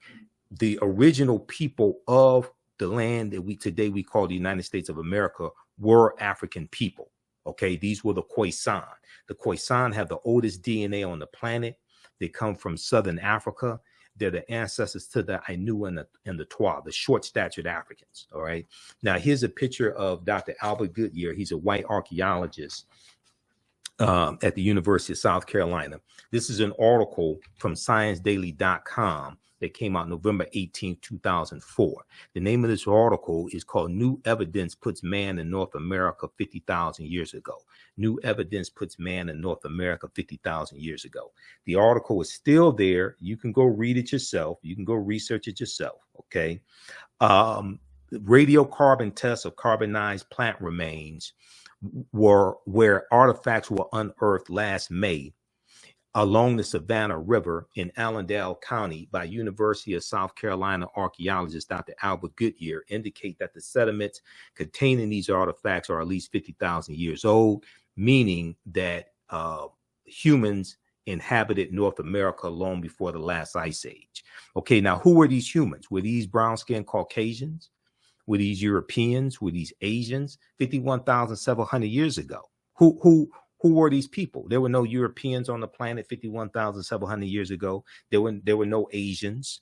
Okay. Who were these people? The people who we call Native Americans, they didn't exist 51,700 years ago. These were the Khoisan. Now, in October 2012, genetic study published in Science magazine found that the Khoisan in Southern Africa are the oldest ethnic group of modern humans, with their ancestral line originating about 100,000 years ago. The Khoisan, formerly called by the derogatory term Bushmen, are genetically unique and no other currently known population had separated so early from our common modern human ancestor, according to the report. Okay, now here are two Khoisan women. These are the short-statured Africans. Okay, now the Khoisan live mainly in Southern Africa in territory spanning Botswana, Namibia, Angola, Zambia, Zimbabwe, and South Africa. They are largely divided into two groups: hunters and gatherers, known as the Sans people, S-A-N-S, and keepers of the livestock, known as the Khoi Khoi people. The Khoisan languages include the distinctive click sounds that are not found in the languages of their neighbors. So AtlantaBlackStar.com had a good article called 5 Ethnic Groups That Prove the First Humans Were Black. 5 ethnic groups that prove the first humans were Black. Okay, so this is just a sample of the type of information we deal with in this class. It's a 12-week online course. We deal with thousands of years of history. We look at archaeological discoveries that have come out in the last 15, maybe going back 20 years. We look at the discovery of Tanis Heraklion that was discovered, that was revealed in 2013. They had been doing the excavation even before then. And this is the lost city of Egypt that was built around 8th century BC, okay, lost for about 1,200 years, the lost city of Egypt. And they found 16-foot tall statues, gold coins. They found dozens of ship anchors, things like this at the bottom of the sea. All right. We deal with different archaeological discoveries like this one coming out of Morocco in 2017.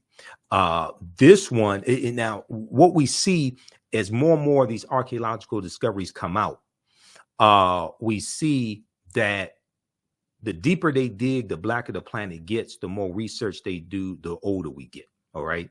So this discovery here pushed back the timeline about 100,000 years. And people like Dr. Charles Finch, who Tony Browder mentioned, people like Runoko Rashidi and other scholars, they've been saying that Homo sapiens are at least 300,000 years old and not 75,000 to 100,000 years old. So this is an article from NBCnews.com. We're older than we thought. New find pushes human origin back 100,000 years. This is an article from June 7th, 2017. I remember the date because that's my birthday. It's not just Prince's birthday. Is my birthday also. Modern humans evolved much earlier than previously thought, researchers reported. New discoveries at a rich site in Morocco show modern humans were hunting and probably cooking game animals 300,000 years ago, 100,000 years earlier than scientists have believed until now. So when these discoveries come out, they have to keep pushing the timelines back. You know, Juvenile had that song called Back That Thing Up, okay, like 1988, 99. They keep having to back that thing up. They keep having to back the timelines up when these discoveries come out. The deeper they dig, the blacker the planet gets, the more research they do, the older we get. New discoveries and new dating methods show that, in fact, many of the bones belong to modern Homo sapiens, and they lived as far back as 300,000 or 350,000 years ago. Now, the earliest previous Homo sapiens bones dated back 195,000 years ago, and they were from clear across the continent in modern-day Ethiopia. All right. So what they're seeing now is that Africans were migrating out of the Nile Valley region of Africa much earlier than previously thought. Taken together, the findings show modern humans were dispersed across Africa long before anyone ever thought. So there's so much archaeological discovery, so much information coming out week after week. Okay, it's hard to keep up with it. So we deal with ancient civilizations, we deal with the Olmecs, we look at this history chronologically. We look at Carthage and the Punic Wars, and Hannibal Barca, the Battle of Cannae 216 BC, and fighting against the Romans and fighting against Publius Cornelius Scipio Africanus. And Africa was not named after a Roman general named Publius Cornelius Scipio Africanus. He actually takes his surname after the Battle of Zama in 202 BC, where he defeats Hannibal Barca.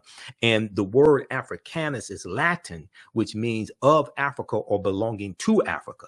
So, for instance, if you look at Cassell's Latin English Dictionary, 2002 edition, page 11 in the entry for a fear, or any Latin English dictionary, not just specifically this one, but when I was doing my research on language, this was one of my sources. Africanus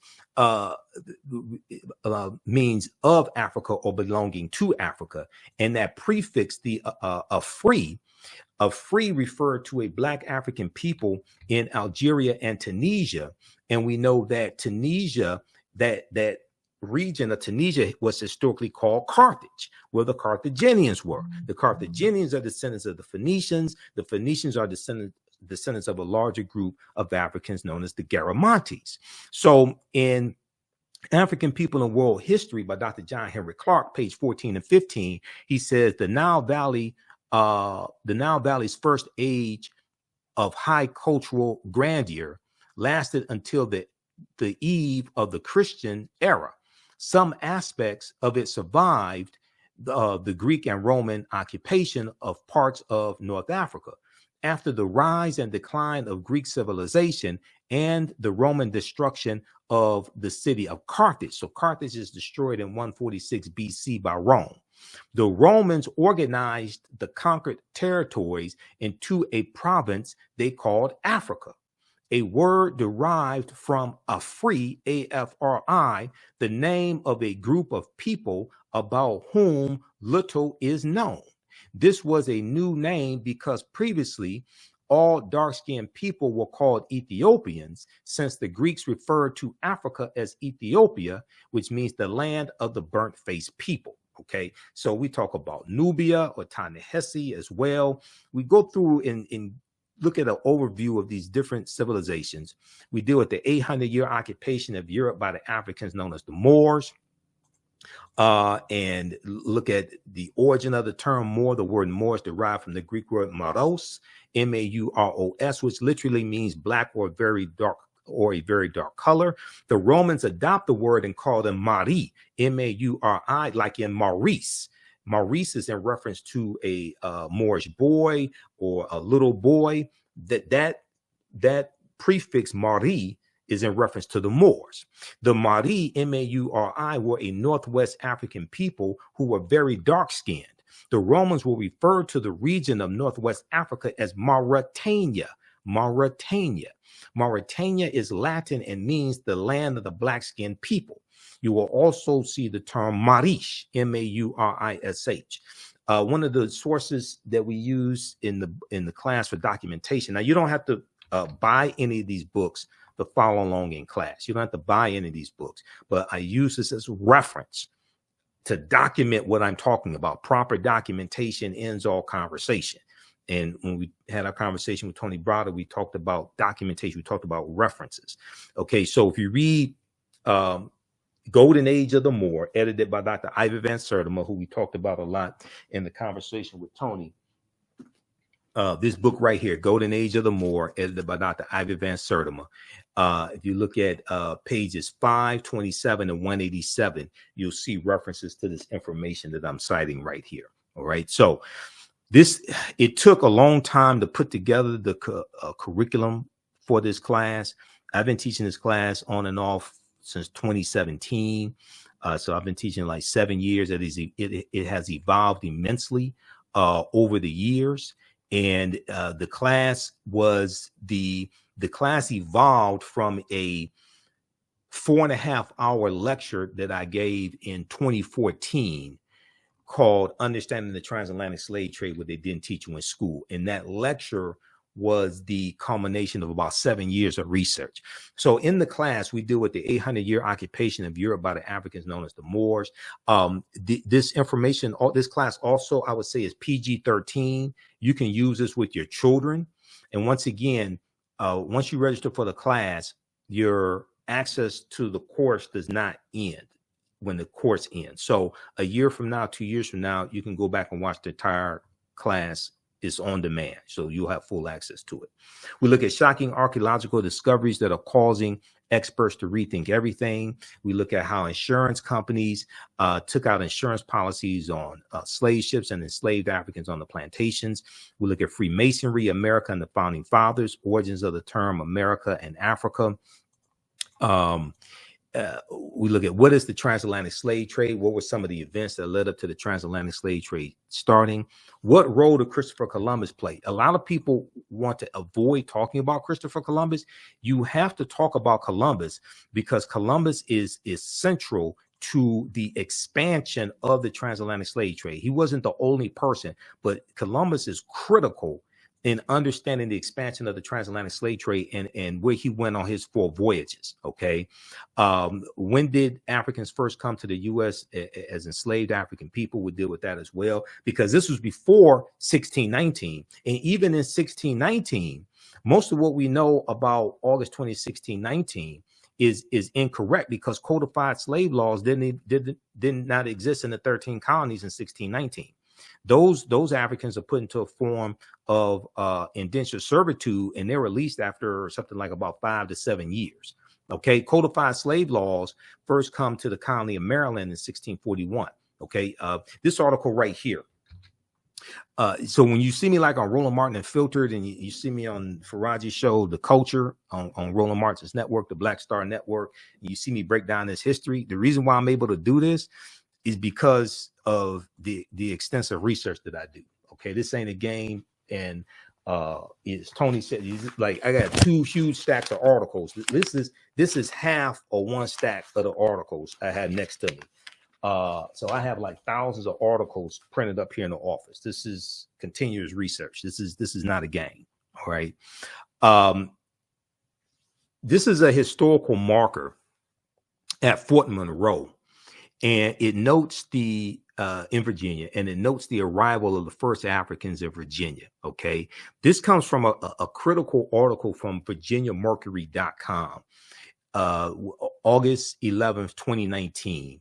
The name of this article is "Much of What We've Been Told About Virginia's 1619 First Africans is Wrong." Much of what we've been told about Virginia's 1619 First Africans is wrong.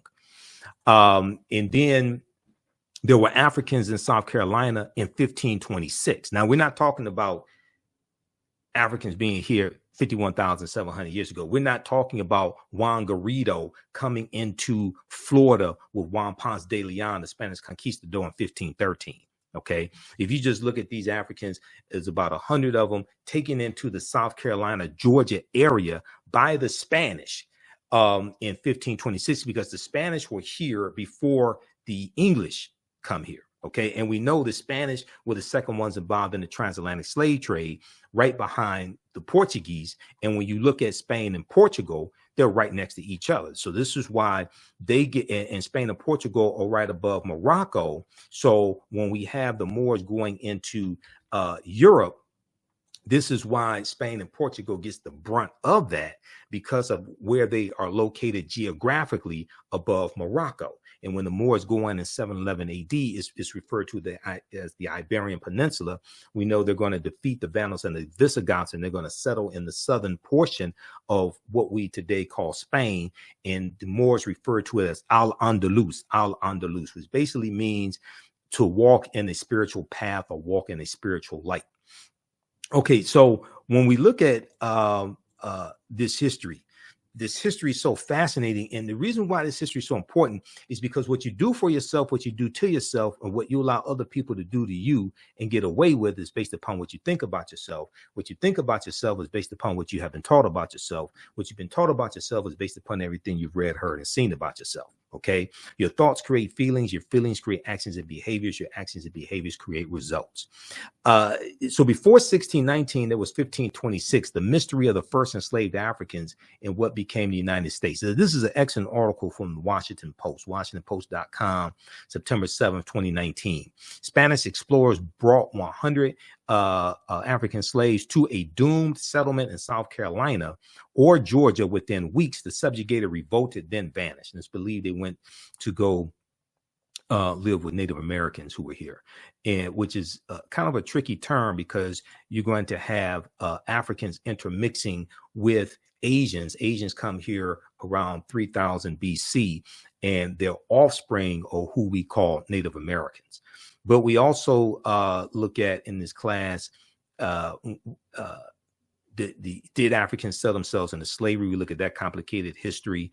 A good source on that is Dr. Sylvian Diof's book, Fighting the Slave Trade, West African Strategies. So there's so much information in this 12-week online course. So visit our website, theafricanhistorynetwork.com, theafricanhistorynetwork.com. You could register for it today. And like I said, you can use this information with your children also. There was something I was going to get to quickly here, and I'll give you information on the second class that I teach as well. The second one deals with history that directly impacts what's going on right now.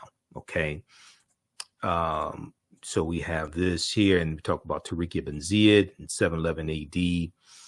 Oh, Christopher Columbus. Okay. So I showed you the slide when we were talking about, when we were speaking with Tony Browder, because he mentioned Christopher Columbus. Columbus never came to the land that we call the United States of America. Okay. It's important to look at where Columbus goes on his 4 voyages. The closest Columbus came to this land is Cuba, which is 90 miles away. All right.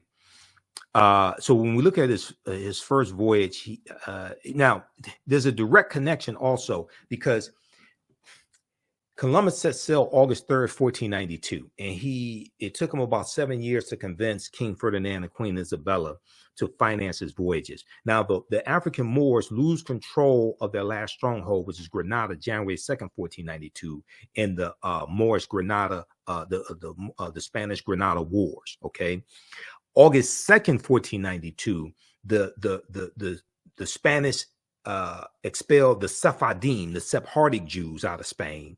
And then August 3rd, 1492, Columbus set sail. So he set sail on the Nina de Pinta and Santa Maria.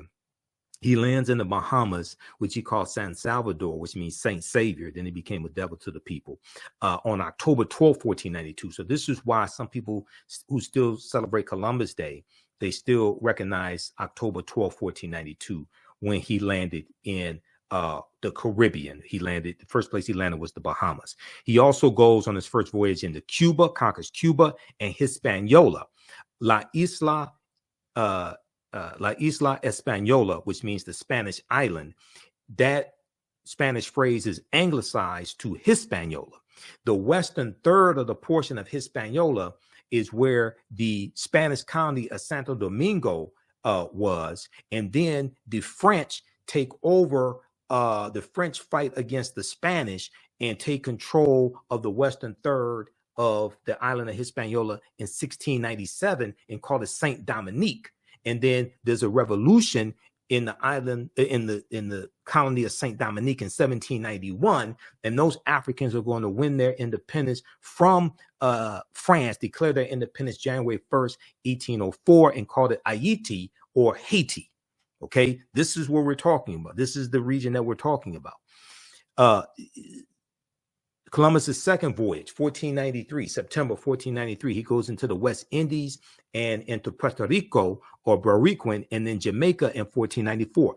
The Spanish are conquering all these territories, and you're going to see constant fights between these Europeans who have been fighting and killing each other for hundreds of years. They went from being groups of barbarians, okay, the Anglos and the Saxons and the Jutes and the Lombards and the Picts and the Alans and the Franks. They went from being, and the Vandals and the Visigoths, they went from being groups of barbarians to having kingdoms. And then they go from having kingdoms to having nations. And they were fighting and killing each other for hundreds of years. And they will continue with World War I in 1914. In World War II, starting in September 1939, when Adolf Hitler invades Poland. Okay, so what's going on in Ukraine right now is in the region of the world where World War II started, because Ukraine is bordered by which 2 countries? Russia and Poland. Okay, so what's taking place in Ukraine is serious, because that's the region of the world where World War II started, when Hitler invaded Poland, like Putin invaded Ukraine, but it was 1939. This is why you have to understand history. Okay, now, third voyage, May 1498, Columbus conquers Trinidad and the Venezuelan mainland. And then fourth voyage, May 1504, his last voyage, because he dies in 1506, he goes into Panama and Honduras in Central America. These island nations have never recovered from what happened to them over 500 years ago. These island nations have never recovered from what happened to them 500 years ago.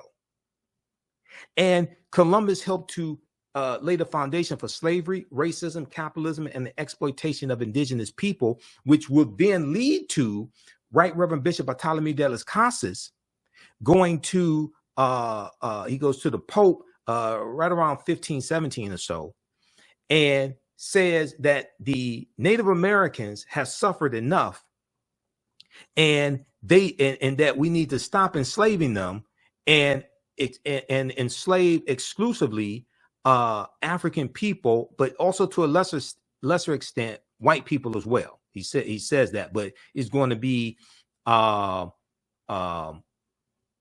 more extensively African people. He said they needed to save the Native American souls. They needed to save the Native American souls. Okay.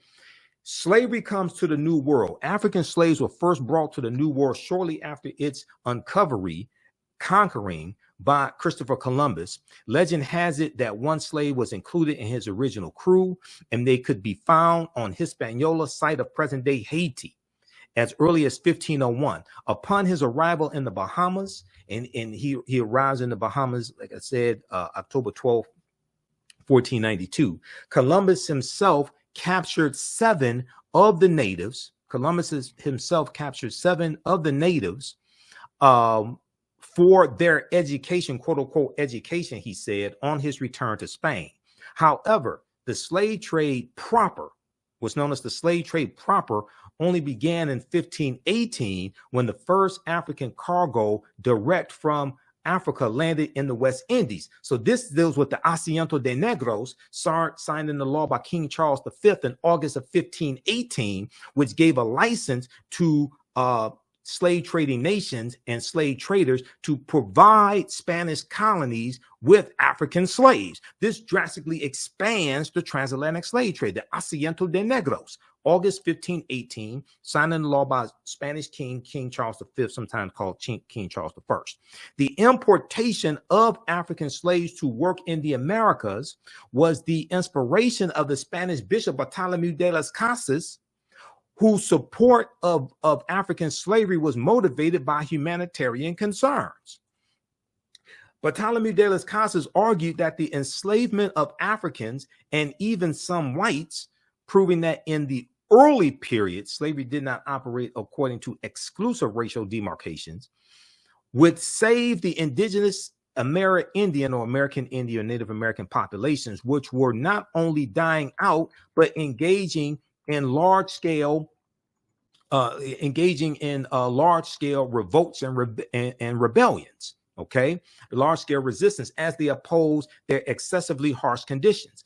As a result, King Charles V, King of Spain, agreed to the Asiento de Negros, or slave trading licenses of 1518, which later represented the most coveted prize in European wars, as it gave to those who possessed it a monopoly in slave trafficking. Well, Bartholomew de las Casas traveled with Christopher Columbus on some of his voyages, and he kept a diary, okay? And his diary was turned into at least 2 books. I read 2 of his books when I was in college, okay? Like Tears of the Indians or Tears of the Indies, something like that. So Columbus and de las Casas are crucial to understanding the transatlantic slave trade and its expansion. So this is why we have to look at this history chronologically. Professor Kaba Hiawatha Kamene, who's one of my teachers, and you've heard many of my interviews with him over the years, he says, to understand the existence of something, you must first understand the pre-existence of existence, okay? All right, so if you like this type of information, you can register for this online course now. You can start watching it immediately, okay? And we have a lot of archive content there.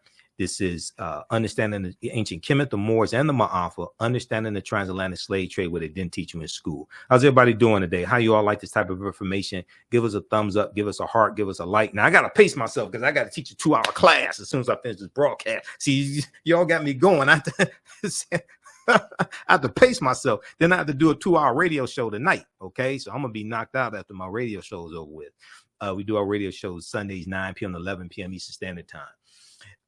Okay, so ancient Kemet, the Moors, and the Ma'afa. Kemet, one of the original names for Egypt. This is a 12-week online course. This time around, we'll do at least 13 sessions. Okay. It's on sale $60, regularly $130, one of the best investments you ever make. And it's the gift that keeps on giving. If you want to give this as a gift to somebody, you can. You can use this registration with your family. You can use this with your children also, because I would say the content is PG-13. It's not overly graphic. I don't do a lot of cursing or anything like that. All right. And I do a PowerPoint presentation with book references, articles, video clips, excerpts of interviews I've done with some of the scholars as well. Register for, we have a bundle package. You register for both classes for only $100. So this one and the second one that I teach, Black resistance movements from the Haitian Revolution, U.S. Civil War, Civil Rights Movement, and Black Power Movement. And we do the second one on Sundays, normally 2 p.m. to 4 p.m. Eastern Standard Time. Today we have to do it at 3 p.m. because I had to do the interview with Tony Browder. And I've been talking to Tony about doing an interview with him probably like 2 years.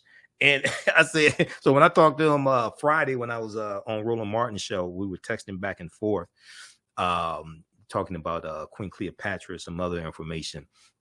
And I said, okay, so would you be available for me to interview this weekend? And he said, so we'll do Sunday at 1 o'clock. I said, okay, I'll rearrange things, because I was trying to catch him before he went to South Africa a few months ago, and we weren't able to do it. So I said, I gotta go ahead and do it. Okay, now so how you all like this type of information? Give us a thumbs up, give us a heart, give us a like, follow us on our social media platforms.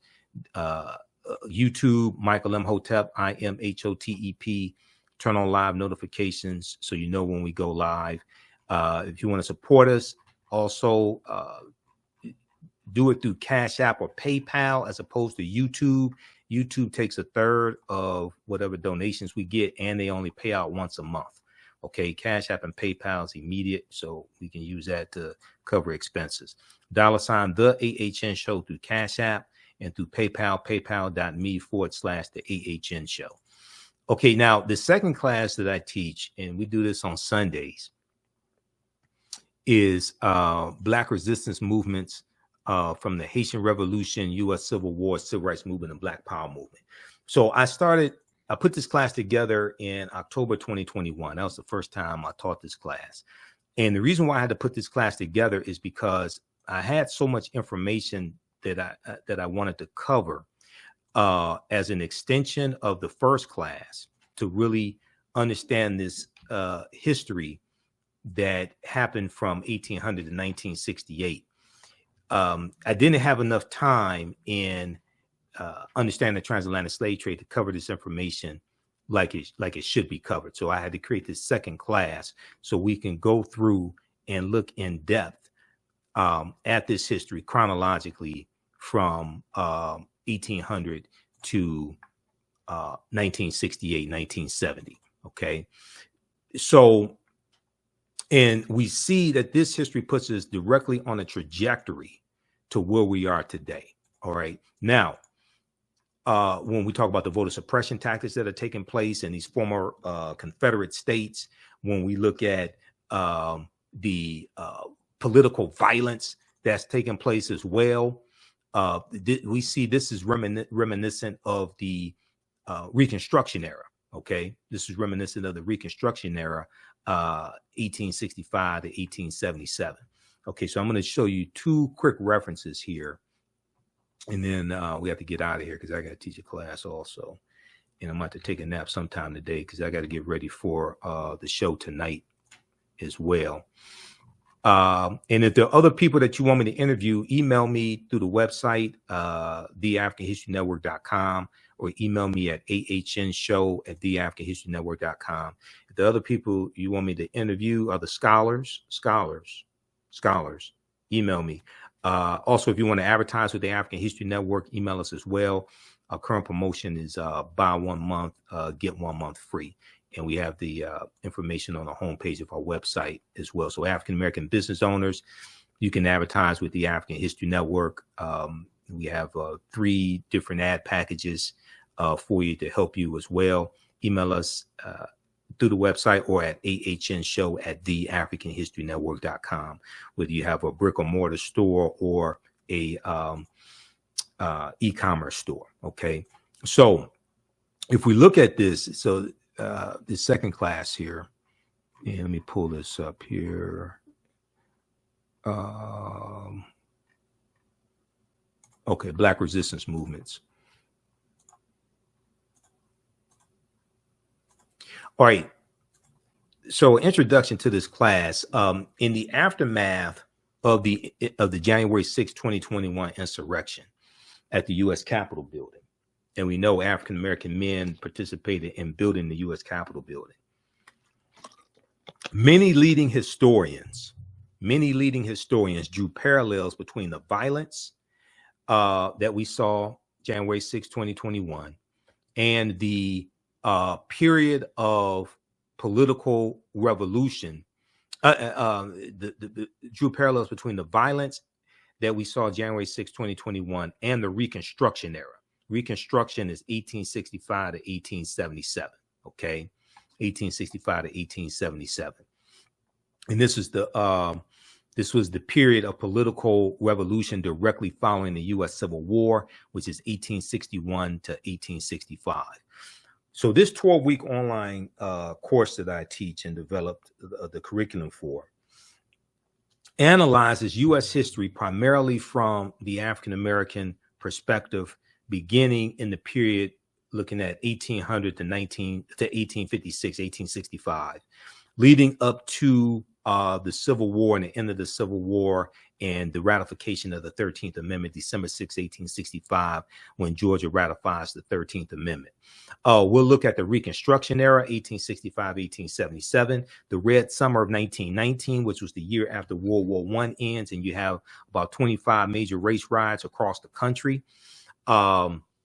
We look at World War I, 1914, 1918, the Great Migration, 1915, 1970. 6 million African Americans migrate from the South up north and out west. The Great Migration totally changes the history of this country. World War II, 1939, 1945, the Civil Rights Movement and the Black Power Movement.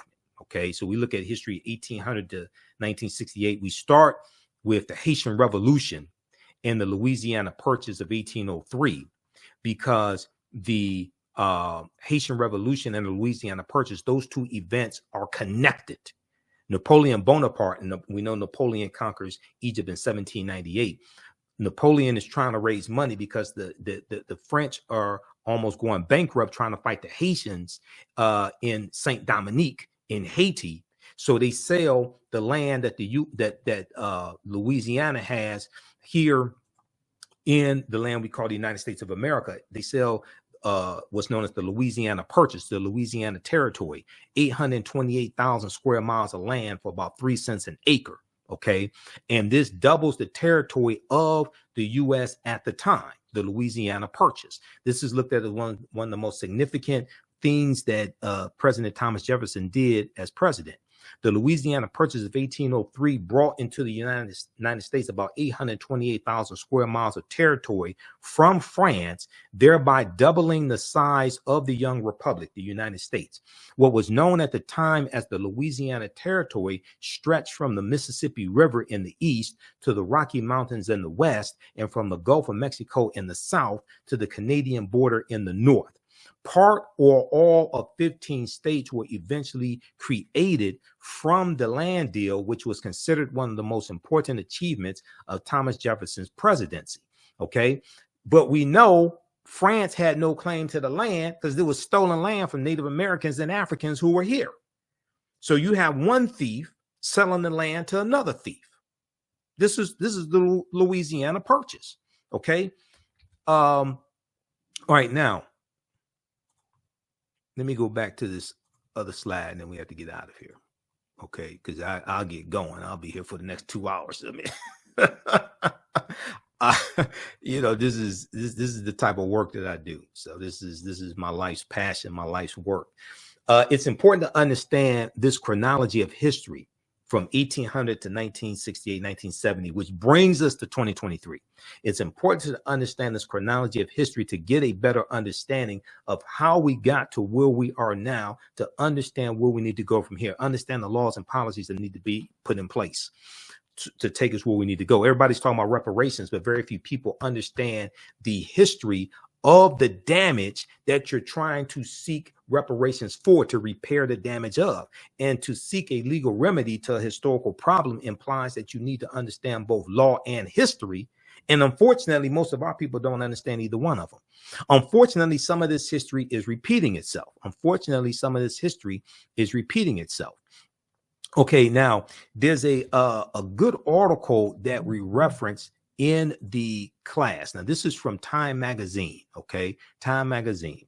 And if you all have any questions, be sure to email me.